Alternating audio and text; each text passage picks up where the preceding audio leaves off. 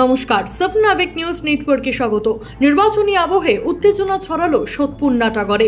না, কোনো রাজনৈতিক গন্ডগোল নয়, মোবাইলের টাওয়ার বসানোকে কেন্দ্র করে বিক্ষোভে সরব হলেন স্থানীয় গৃহবধূরা।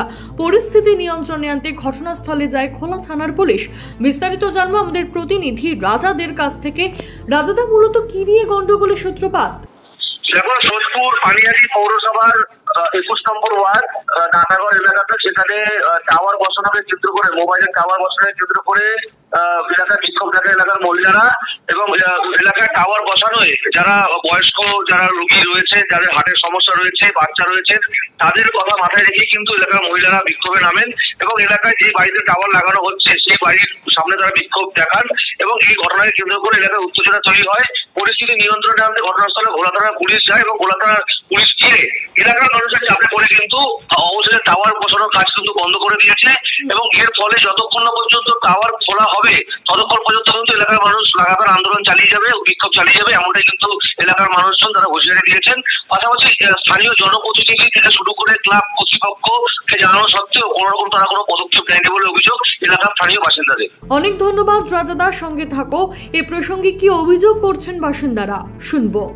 এখানে টাওয়ার বসাতে এসেছিল, আমরা বাধা দিয়েছি, ওরা মালপত্র নামিয়ে চলে গেছে।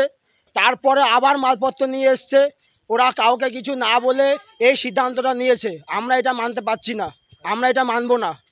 ক্লাব কমিটি 4 জনকে কি বলেছে না বলেছে, ক্লাব কমিটি ঠেট দিয়ে গেছে যে আপনি মঙ্গলবার দিন ঘর থেকে বেরাবেন না, এখানে টাওয়ার বসবে।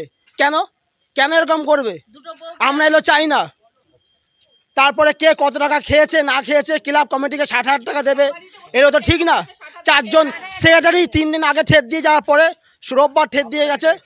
আমরা চাইছি টাওয়ার বসবে না, টাওয়ার বসবে না, আমরা টাকা পয়সা দেবো না, আমরা টাকা পয়সা দেবো না।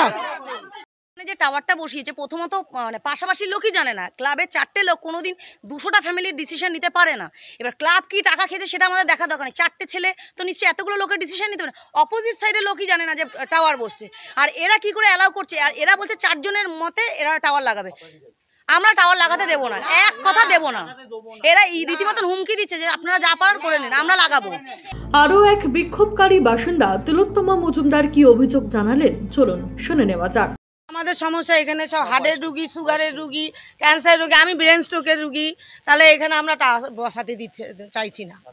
হ্যাঁ, আমাদের এটা টুলুরানি এসেছে, এসে বসেছে, কোনো অসুবিধা নেই, এটা কোনো ক্ষতি নেই। টুলুরানি ঘোষ তৃণমূলের কাউন্সিলর। হ্যাঁ, না উনি সব জানেন, উনি মিটিং করেছে, ক্লাবে এসে মিটিং করেছে। হ্যাঁ হ্যাঁ, পারমিশন দিয়েছে, নাহলে ওরা কি করে বসাবে? কালকে এই রীতিমতো আমাদের ঠেট পর্যন্ত দিয়েছে। আমরা বসাতে চাইছি না, কারণ আমি একটা রুগী, অসুস্থ রুগী, আমি চাইছি না। আমি 14-15টা করে রেগুলার ওষুধ খাই।